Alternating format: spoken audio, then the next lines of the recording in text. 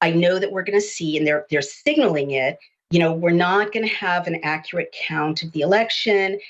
Almost all the battleground states, if not all of them, have signaled that it's going to be 4 days. And you know what they're going to do? They're going to say it's going to be 4 days. It's going to be 5 days. It's going to be 6 days. It's going to be 2 weeks. We don't have an accurate count. Oh, no, we have no electricity.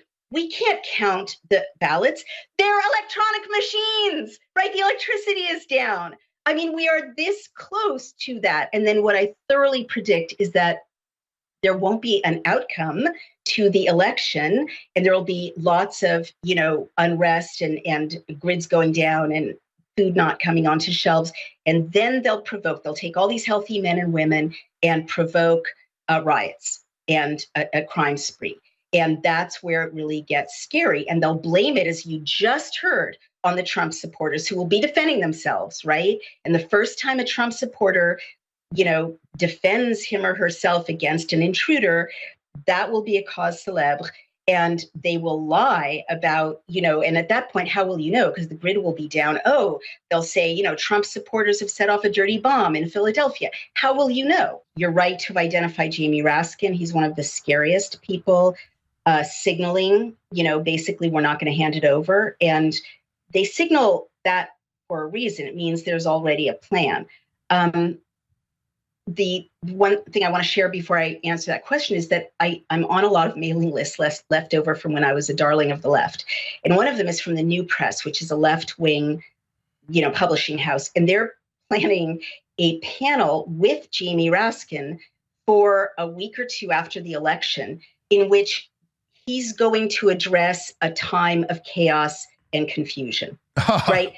So they've already got that on their calendars. I don't have it on my calendar, right? I don't know for sure. I fear that it's going to be a time of chaos and confusion. But Jamie Raskin has it on his calendar, and they are selling tickets to his panel where he will be talking on around November 17th about a time of chaos and confusion for a Democratic audience. And so one of the things you can expect is that some high-profile dissidents, and I hope you have good security, I know I have good security, but some high-profile dissidents early on after the election are going to be framed, and then either our military, who now has a directive saying they can do this, which is completely unconstitutional, or one of these cartels is going to create some very shocking scenes of violence against well-known people. And those shocking scenes of violence will be broadcast everywhere in what's left of the legacy media, or perhaps by then there will be only like government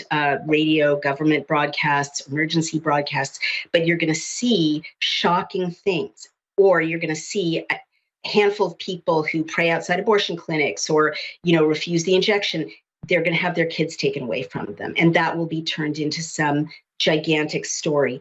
And the purpose of that is demoralization, which is a step on the way of subjugating a superpower like ours, right? Any country, one step is demoralization. And then we're going to be in shock. Sometimes I get really tired and I complain to my husband. I'm like, why isn't this over? I think I said that in 2020, 2021. And he said, it's not a battle, it's a war.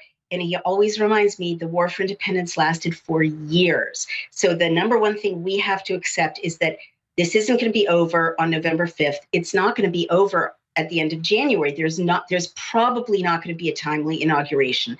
The country is probably going to be in a state of whipped up chaos and subversion. I think you should plan for 6 good months. I think you should plan to be calm and have enough food and have cash for 6 months at least. And here's the way to get through it, because it's not going to be one short, sharp shock, Alex. That's not how these people play. They're going to attack and attack and attack and attack and attack.